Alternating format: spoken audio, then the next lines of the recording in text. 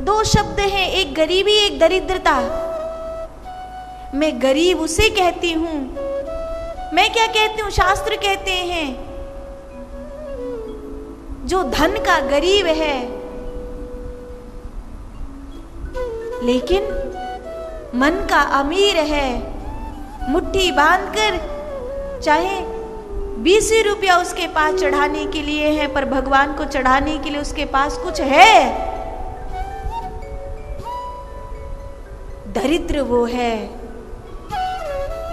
जिसके पास धन तो बहुत है, लेकिन 2 पैसा चढ़ाते समय हाथ कपकपाते हैं कि अरे पैसा भी गया, नाम भी नहीं हुआ, कुछ नहीं मिला इसके बदले में। और भगवान करे गरीबी अमीरी तो आती जाती रहती है, कोई बात नहीं, पर दरिद्रता हमारे जीवन में कभी नहीं आवे।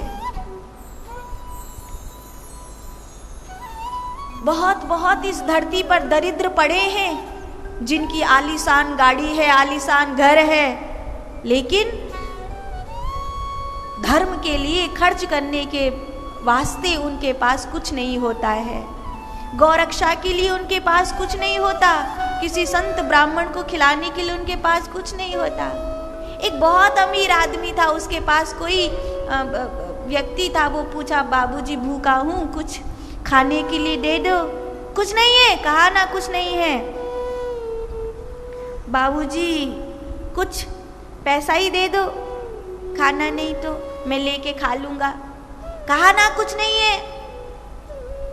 ठीक है, तो पैसा भी नहीं, अच्छा कोई कपड़ा ही दे दो, मैं ओढ़ लूंगा। कहा ना कुछ नहीं है। बाबूजी कटोरा है?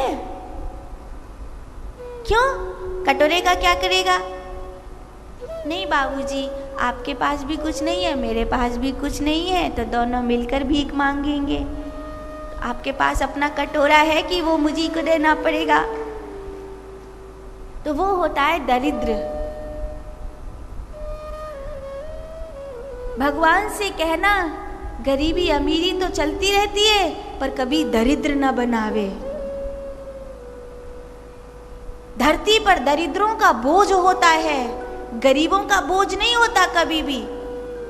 कोई गरीब किसी पर बोझ नहीं होता, लेकिन दरिद्र धरती पर बोझ होता है। सुदामा के लिए भागवत में एक बार भी दरिद्र शब्द नहीं आया है।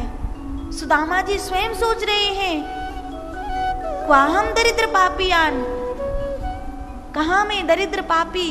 उसी समय कृष्ण ने कहा, मित्र तुम दरिद्र नहीं हो, क्योंकि तुम्हारे पास कुछ नहीं है, फिर भी मेरी भाभी के दिए हुए चिवड़ों को बगल में दबा करके लेकर आए हो।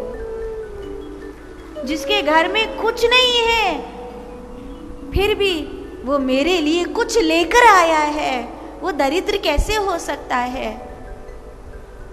इसीलिए तो भगवान ने सुदामा के पांव अपने आंसुओं से धोए।